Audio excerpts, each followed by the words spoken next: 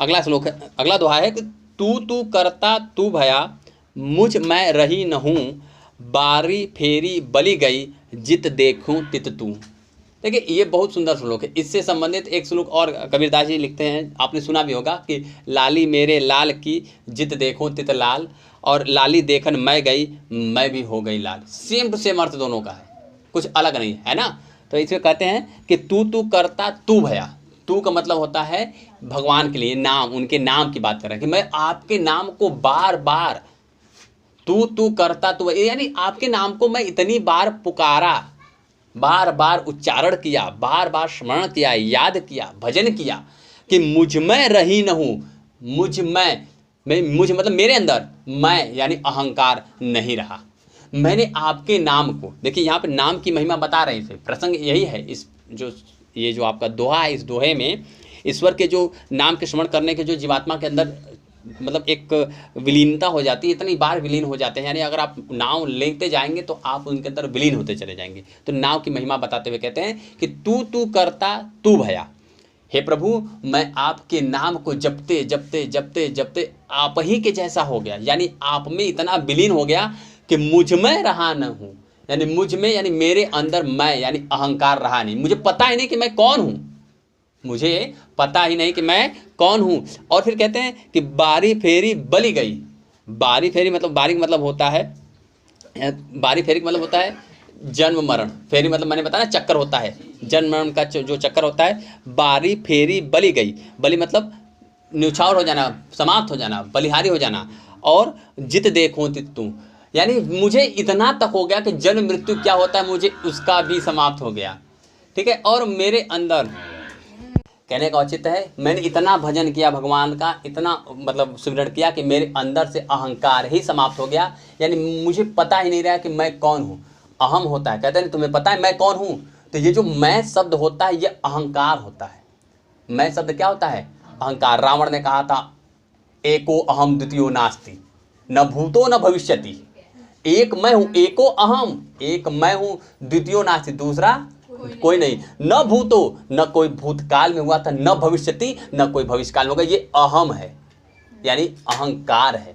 तो वही बताते हैं कि तू तू करता तू भया, मुझ में रही न हूँ। मैंने आपके नाम को इतनी बार स्मरण किया कि मैं आप में ही विलीन हो गया। मुझे मेरे अंदर एक छटाक भी अहंकार, एक कण भी अहंकार का नहीं बचा। और इसी से क्या हुआ, बारी फेरी बली गया। और मैं इसी से मैं क्या गया, फिर गया, अर्थात समाप्त हो गया, खत्म हो गया। किसका चक्कर? जन्म मृत्यु का चक्कर क्या हो गया, मेरे अंदर से समाप्त हो गया। यानी समाप्त हो गया किस प्रकार कि अपने आत्मा को, अपने आप को मैंने आपके ऊपर इतनी आपको न्यौछावर कर दिया कि मैं आप में ही विलीन हो गया, संसार से ही बंधनों से मुक्त हो गया। अर्थात जन्म मृत्यु, संसार का मतलब जन्म और मृत्यु है। कहते हैं संसार चले गए यानी मृत्यु हो गए, संसार में आ गए यानी जन्म ले लिए। तो मुझे संसार से ही मतलब समाप्त हो गया, अर्थात मैं जन्म मृत्यु से क्या हो गया, मुक्त हो गया। और जित देखो तित तू, अब मुझे अब पूरे संसार में केवल आप ही दिखाई देते हैं। यानी कहीं मुझे न जन्म का भय न मृत्यु का भय, जहां देखूं कि वहां आप ही मुझे दिखाई देते हैं। ठीक है भाई, आई बात समझ में? अगला दोहा है, कबीर सूता क्या करे, काहे न देखे जागी, जाके संग तय बिछुड़िया, ताही के संग लागी। बहुत सुंदर श्लोक है ना, सॉरी दोहा है, बहुत सुंदर दोहा है। ये दोहे का अर्थ आपको अपने जीवन में उतारना चाहिए। इसमें भी ये जो है, इसमें भी यमक अलंकार है। एक चीज़ को मतलब जैसे ना कनक कनकते 100 गुनी, वही वाला है। तो कबीर सूता क्या करे। कबीरदास अपने बारे में कहते हैं कि हे मनुष्य, यहाँ के भौतिकता संसार को त्यागने की बात कह रहे हैं। कहते हैं कि कबीर सूता क्या करे, यानी समझा रहे हैं कि कबीर सूता यानी सोए हुए क्या करोगे। काहे न देखे जागी, यानी सो रहे, किसमें सो रहे हो? सांसारिक मोहमाया में सो रहे हो। ये हमारा है, वो हमारा है, ये हमारा है, ये सारी चीज़ें मोहमाया में क्या हो, सोए हुए हो। सोकर क्या कर रहे हो? समझा रहे मनुष्य को, हे मनुष्य तुम क्या करो, सांसारिक मोहमाया में सोए हुए, क्यों न देख कर जाकर देखते हो। काहे न देखे जागे, काहे मतलब क्यों नहीं, देखा मतलब देखते हो, जागे मतलब जाग कर। सोए रहेंगे तो कुछ दिखाई देगा नहीं। किसमें सोए हैं? मोहमाया में सोए हैं। कुछ समझ में आएगा नहीं। जागेंगे, जागने के लिए क्या चाहिए? ज्ञान चाहिए। ज्ञान रहेगा तभी ना समझ में आएगा, तो जागेगा। काहे न देखे जागी, यानी जागकर काहे नहीं देखते हो, क्यों नहीं देखते हो। जाके संग तय बिछुड़िया, जिसके संग तुम बिछुड़ गया हो। ये जो हमारे आत्मा है ना, वो परमात्मा का एक अंश है, एक छोटी सी ज्ञान की पूंजी है। आत्मा एक छोटा सा प्रकाश पुंज है जो हमारे हृदय के अंदर, हमारे शरीर के अंदर विराजमान है। तो वो किसका अंश है? परमात्मा का। हम उसी से बिछुड़ कर आए हैं।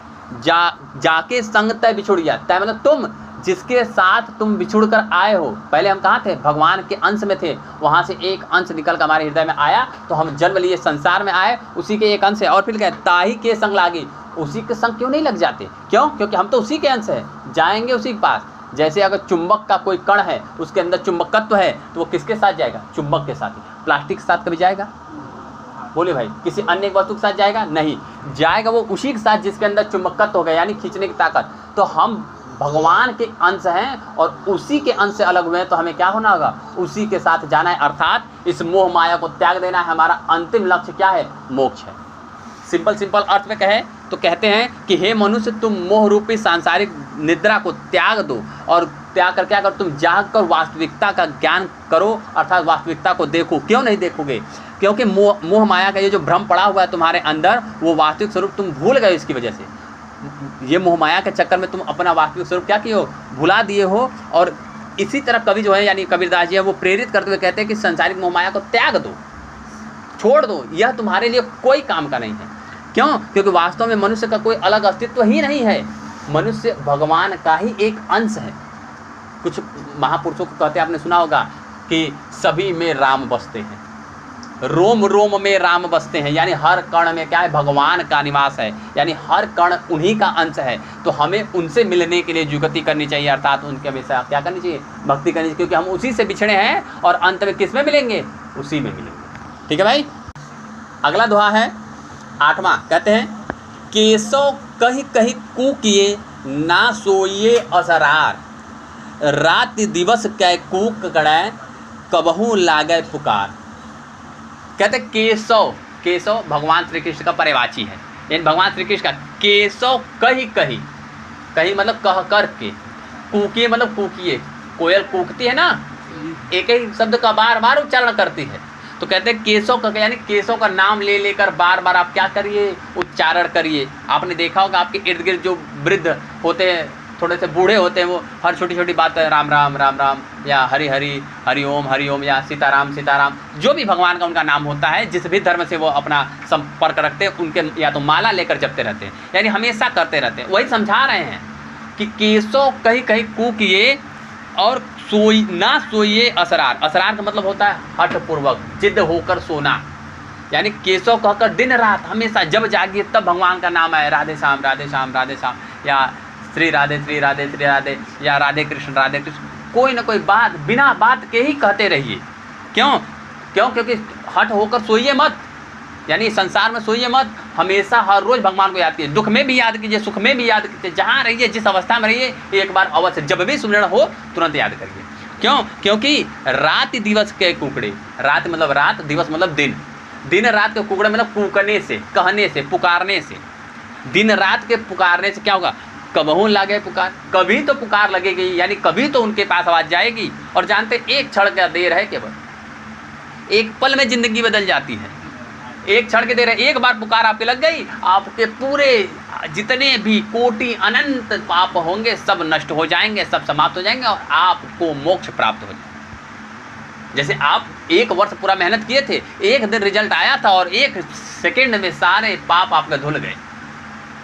मतलब आपने मेहनत सही की, पास हो गए, एक क्षण का है कि नहीं? आपने लगातार परिश्रम किया ना कुछ तो हर रोज पढ़े होंगे, है कि नहीं? यानी तो वही कहते हैं कि हमें दिन रात भगवान का नाम ले लेकर कूकना चाहिए, हमें सोना नहीं चाहिए, हठपूर्वक सोना नहीं चाहिए। हमें क्या करना चाहिए? दिन रात कूकना चाहिए, क्योंकि कूकने से, दिन रात के कूकने से कभी तो कभी पुकार लग जाएगी भगवान के पास और हमें क्या होगी? मोक्ष प्राप्त हो जाएगी, हमें इस सांसारिक मोह माया से मुक्ति मिल जाएगी। अगला दोहा है 9वां, लंबा मार्ग दूरी घर, बिकट पंथ बहुमार, कहो संत क्यों पाइए, दुर्लभ हरि दीदार। इसमें भक्ति रूपी मार्ग में जो कठिनाइयाँ आती है, भगवान को प्राप्त करने में जो कठिनाइयाँ आती है, उनके ऊपर प्रकाश डालते हुए कबीरदास जी कहते हैं कि लंबा मार्ग दूरी घर, यानी यह मार्ग क्या है? बहुत लंबा है, और दूरी घर, दूर क्या है? घर है। किसका घर? भगवान का घर है। यानी यह जो जिस मार्ग पर, भक्ति रूपी मार्ग पर हम चल रहे हैं, यह मार्ग बहुत लंबा है और भगवान का घर भी बहुत दूर है। और विकट पंथ बहुमार, विकट मतलब विपत्तियां, समस्याएं, पंथ मतलब रास्ते में, बहु मतलब बहुत प्रकार के, मार मतलब दुविधाएं हैं। इस पथ पर, इस मार्ग पर विभिन्न प्रकार की समस्याएं हैं, विभिन्न प्रकार के विपत्तियां हैं, संकट हैं, कष्ट हैं। और फिर कहते हैं, और कहो संत क्यों पाइया, पूछते हैं संतों से, साधुओं से कि क्यों पाइए, यानी कैसे पाएंगे दुर्लभ हरि दीदार। और इस दुर्लभ हरि दीदार को, यानी भगवान को जो दीदार है वो क्या है, इसीलिए दुर्लभ है, बताइए कैसे प्राप्त करेंगे। एक शब्द में कहते हैं, बताते हैं एक लाइन से कि प्रभु की जो प्राप्ति का मार्ग है, भगवान को पाने का जो मार्ग है वो बहुत लंबा है और उनका घर भी बहुत दूर है। अर्थात भगवान इतने आसानी से मिलते नहीं है, क्योंकि इस मार्ग में साधना करते करते, भक्ति करते करते बहुत पूरा जीवन बीत जाता है। कभी कभी कुछ लोगों को पूरा जीवन बीत जाता है और कुछ लोगों को एक क्षण में मिल जाता है। जैसे रत्नाकर डाकू का नाम सुना होगा, वाल्मीकि जी थे, एक क्षण में वो डाकू वाला जो अगर नहीं हुआ होता तो एक क्षण में हो गया कि नहीं। और कुछ लोग तो पूरा जीवन नष्ट कर देते हैं लेकिन कुछ मिलता नहीं, समाधि तक ले लेते हैं। ये जो मार्ग है वो बहुत लंबा है और बहुत सारी कठिनाइयाँ। आपके घर परिवार, आप आज अगर घर छोड़कर जाना चाहें, सोचे कि हाँ आज मैंने आपको पढ़ा दिया, आप घर छोड़कर जाना चाहते हैं, नहीं अब हम भक्ति करेंगे, जा पाएंगे? पहले आपको घर वालों को मनाना पड़ेगा, मम्मी पापा को मनाना पड़ेगा, घर में भाई बहन को मनाना पड़ेगा, दादा दादी, बहुत से लोग, कुछ न कुछ लोग बोले, ऊपर से हमारे ऊपर भी कुछ दबाव हो जाएगा कि आपने क्या पढ़ा दिया। तो ये कठिनाई। अच्छा, अगर इसमें से कुछ लोग सन्यासी बन भी जाते तो उसके बाद क्या कठिनाइयाँ, और सुनिए, ये मैं समझा रहा हूँ। उसके बाद फिर आपको काम, क्रोध, मद, लोभ, मोह, ये सब हो जाएंगे।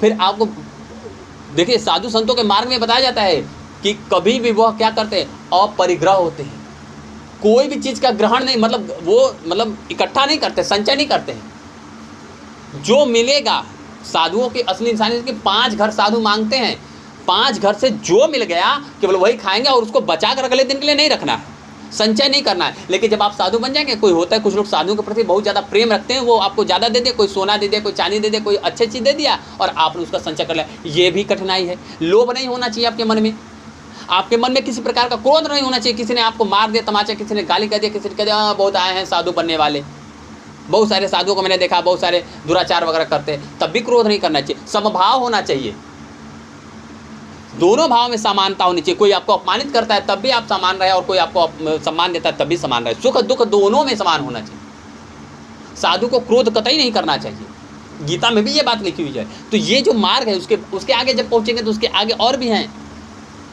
शरीर में आपको फिर बहुत प्रकार की विपदाओं को देखना पड़ेगा, इतनी आसानी से। तो वही बता रहे हैं कि लंबा मार्ग दूरी घर, ये जो मार्ग है प्रभु का बहुत दूर है, बहुत लंबा है, घर इतनी आसानी से नहीं मिलेगा। और इस रास्ते में विभिन्न प्रकार की कठिनाइयाँ मिलेंगी आपको, विभिन्न प्रकार की कठिनाई। देखते कितने लोग साधु लोग होते हैं, जाते सन्यासी बनते हैं या कुछ भी करते हैं, तो वहाँ पर कितने साधु तो कहीं क्या होता है, कभी कभी कुछ लोग मार के भगा देते, कभी कुछ लोग पीट देते, कहीं सोने का ठिकाना नहीं रहता, खाने का ठिकाना नहीं रहता है कि नहीं।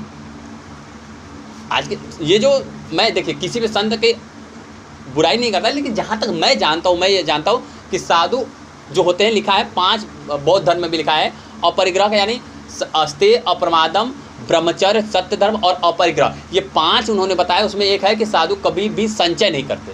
आज के बहुत सारे ऐसे आपने देखा होगा, मैं किसी का नाम नहीं लूँगा, हो सकता है किसी व्यक्ति विशेष पर टिप्पणी हो जाए, लेकिन बड़े बड़े आलीशान घर बने हैं उनके, बड़े बड़े आश्रम बने हैं उनके, कुछ भी नहीं होता उनका। उस रास्ते पर भगवान मिलते हैं। भगवान तो अपने ऊपर हैं, केवट को भी भगवान मिल गए केवल उसकी दृष्टि से, केवल उसके सच्चे भक्ति से। तो कहते हैं अगर हम सच्चे मन से अगर भक्ति करते जाएंगे तो इस रास्ते, ये लंबा मार्ग है, बहुत ही ज़्यादा शांति के साथ, बहुत ही ज़्यादा संतोष के साथ और बहुत ही ज़्यादा पेशेंस रखना पड़ता है, खुद के अंदर संतोष, कंट्रोल रखना पड़ता है। भाई आप कभी भी आतुर नहीं हो सकते, तब आपको भगवान का मिलेगा। और उसमें फिर दूसरे कहते हैं कहो संतु, या जितने संत हैं सबको समझाते हुए कहते हैं कहो संतु दुर्लभ हरि दीदार, यानी कहो संतु क्यों पाइया, कैसे पाएंगे, कैसे प्राप्त करेंगे इस हरि दुर्लभ दीदार को। यानी अगर आपके अंदर क्षमता है इन कठिनाइयों को झेलने की, तभी आप भगवान का क्या करते, दर्शन प्राप्त करते, अन्यथा नहीं। और ठीक वैसे ही साधक के जैसे विद्यार्थी का भी जीवन होता है। सभी संसारिक मोहमाया से मुक्त होकर ही आपको पढ़ाई करनी पड़ती है, साधना होता है ना। शिक्षा होता है ना, शिक्षा शिक्षा एक तप है, और जो शिक्षार्थी ना वो तपस्वी हैं। आप आज से लगातार पिछले 10 सालों से कंटिन्यू पढ़ते हैं, तब आप कक्षा 10 पास हुए, फिर 11-12 आए, ठीक है ना। तो एकदम उसी तरह भक्ति का मार्ग हो चाहे ज्ञान का मार्ग हो, दोनों में तप करना पड़ता है, साधना करनी पड़ती है, सब कुछ छोड़ना पड़ता है। क्या आपको नहीं बीच में दिक्कतें आती होंगी? किसी दिन बारिश हो जाती है, किसी दिन धूप हो जाती है, किसी दिन सर्दी होती है, तब भी आपने मेहनत किया, तब आप हाई स्कूल पास की, तब ना आपको हाई स्कूल की डिग्री मिली कि घर पे बैठ कर मिल गई। अपवादों को छोड़ दीजिए भाई, जो लोग नकल वगैरह से बात हो उनकी बात नहीं है, वो किसी कार्य का नहीं, उन्हें छोड़ दे, अपवाद को छोड़ दे। इसमें नकल कर भी सकते, लेकिन भगवान वाले में नकल करेंगे कभी नहीं, कतई नहीं, है ना भाई, ठीक है। और आज के लिए ये आखिरी श्लोक होगा आपका 10वां श्लोक, सॉरी दोहा, मैं श्लोक कह दे रहा हूँ, श्लोक पढ़ाने का संस्कृत में आदत है तो बार-बार श्लोक कर दे रहा हूँ, ठीक है। कहते हैं, और ये बहुत सुंदर लगता है मुझे, देखिए इसमें 10वें जो आपका दोहा है, 10वें दोहे में भक्ति की गहराई समझाएंगे कि भगवान को प्राप्त करने के लिए कितना त्याग करना पड़ता है। कहते हैं, यहु तनि जरो मसी करो और लिखो राम का नाव। इस पर इंपॉर्टेंट लगा लीजिए कि ये पूछता है ये बहुत बार। ले खड़ी करो करंग की, लिख लिख राम पठाऊं। कबीरदास जी कहते हैं कि मैं भक्ति कैसे करूंगा, इसके बारे में कहते हैं कि यहु मतलब इस, यह तन मतलब शरीर को, जरो मतलब जरा कर, जला कर, बर्न, तन मसी करो, मसी मतलब स्याही, इस शरीर को मैं जलाकर क्या बना दूंगा, स्याही बना दूंगा। और लिखो राम का नाम, और उस स्याही से मैं राम का नाम लिखूंगा। और लेखनी करो करंग की, करंग मतलब हड्डी, लेखनी मतलब लेखनी करूंगा, यानी डंठल बनाऊंगा, नीम डंठल, जैसे आप पेन आपका है ना, इसी तरह पहले वो चलता था, सनहन कहलाता था वो, सनई, सनई कहा जाता था वो नीम डंठल, उससे हम लोगों ने लिखा है। आप लोग वो दवात आती थी इंक पॉट, उसमें हम बोर बोर कैसे क्या करते थे, डुबो डुबो के लिखा करते थे। अरे जैसे देखेंगे तो मोर के पंख से लोग लिखते हैं, रामायण महाभारत वगैरह जैसी चीज़ें लिखे हैं। कभी किसी ऋषि मुनि का फोटो देखेंगे तो उसमें तो लेखनी यानी कलम बनाने के लिए उन्हें कहा कि लेखनी करो करंग की, मैं अपनी हड्डियों का क्या करूँगा, लेखनी बनाऊँगा, यानी कलम किसकी बनाऊँगा, अपनी हड्डियों की, और स्याही किसकी बनाऊँगा, अपने शरीर को जलाकर, अपने शरीर को जलाऊँगा तो राख बनेगा, राख को घोलेंगे तो क्या बनेगी, स्याही बनेगी। मैं अपने शरीर को जलाकर स्याही बनाऊंगा और उससे उस अपनी हड्डियों का एक कलम बनाऊंगा और उससे लिख लिख राम पठाऊं, राम का नाम लिख लिख कर उनके यहाँ भेजता रहूंगा। इतनी सोचिए, अपने शरीर से सबको मोह होता है, थोड़ा सा शरीर कहीं कट जाए तो हमें इतना कष्ट होता है। मुझे उन्होंने कहा हम अपने शरीर को भी जला देंगे। भक्ति इतनी दुर्लभ होती है, जो आसानी से नहीं मिल जाती, इतनी दुर्लभ होती है कि मैं अपने, कहते हैं कबीरदास जी कि मैं अपने शरीर को जलाकर, यानी इस शरीर को जलाकर मैं राख कर दूंगा और हड्डियों का कलम बनाकर राम का नाम ले लेकर लिख लिख कर बार बार उनके पठाऊंगा। कभी तो लगेगी, कभी तो एक बार भी अगर उन्होंने मेरे नाम को देख लिया, राम भगवान के नाम को देख लिया, उनको देख लिया कि हाँ कोई व्यक्ति है, यानी मेरी भक्ति से वो प्रसन्न हो गए एक बार भी, तो ये मेरा सारा तप, तपस्या, त्याग, बलिदान सब क्या हो जाएगा, स्वार्थ हो जाएगा। इतनी कष्टमय है जिंदगी, इतनी कष्टमय। अगर आपको समझाना चाहूँ तो आप यूँ समझ लीजिए कि जैसे यूपीएससी की परीक्षा होती है, एक डीएम का एग्जाम, आईएएस की परीक्षा होती है, जो 1 वर्ष में एक बार आयोजित होती है। फॉर्म भरने के लिए 25 लाख, 20 से 25 लाख लोग फॉर्म भरते हैं, जिसमें से प्राथमिक परीक्षा जो होती है मात्र 15,000 लोग पास करते हैं मेंस के लिए, और उसमें से इंटरव्यू के लिए मात्र 2,500 लोग पास करते हैं, और उस 2,500 में से मात्र 1,000 लोगों का सिलेक्शन होता है। ये होती है यूपीएससी की परीक्षा, यानी कहाँ 25-30 लाख लोग, कहाँ 1,000 लोग। तो ये जो 1,000 चुने गए होंगे, सोचिए कितनी मेहनत किए होंगे। तो इसी तरह भगवान की भक्ति के लिए हजारों लोग, अब जाकर देखिए काशी में चले जाइए, इलाहाबाद में चले जाइए, संगम स्थली में चले जाइए, हरिद्वार चले जाइए, इतने लोग आपको गेरुआ वस्त्र धारण किए हुए साधु सन्यासी बने होंगे, सब के सब साधु सन्यासी, दाढ़ी मूछ बढ़ा लिए सब कुछ, लेकिन किसी को भक्ति का मार्ग नहीं पता। भक्ति का मार्ग इतना कठिन है कि सब लोग सक्षम नहीं होते। कितने लोग तपस्या करते करते हिमालय की गुफाओं में ग्लेशियर वगैरह आते हैं, उसमें पिघल जाते हैं, समाप्त हो जाते हैं, लेकिन फिर भी भगवान के दर्शन मिलते नहीं। बहुत लोगों ने कठिन कठिन कठोर कठोर तपस्याएं की हैं। तो ऐसे बारे में बताते हैं कि मैं भी इतना तप करूंगा तब भगवान मिलेंगे। ये समझा रहे हैं, अपने संतों को भी समझा रहे हैं, और कबीरदास जी खुद के लिए भी कह रहे हैं कि अगर भगवान की भक्ति अगर आपको चाहिए तो आपको अपने शरीर को जलाना पड़ेगा, तपाना पड़ेगा, त्याग करना पड़ेगा, तब आपको भगवान मिलेंगे। उम्मीद है समझ आया होगा। ठीक है, अगर वीडियो पसंद आए तो लाइक और सब्सक्राइब करना ना भूलें। धन्यवाद।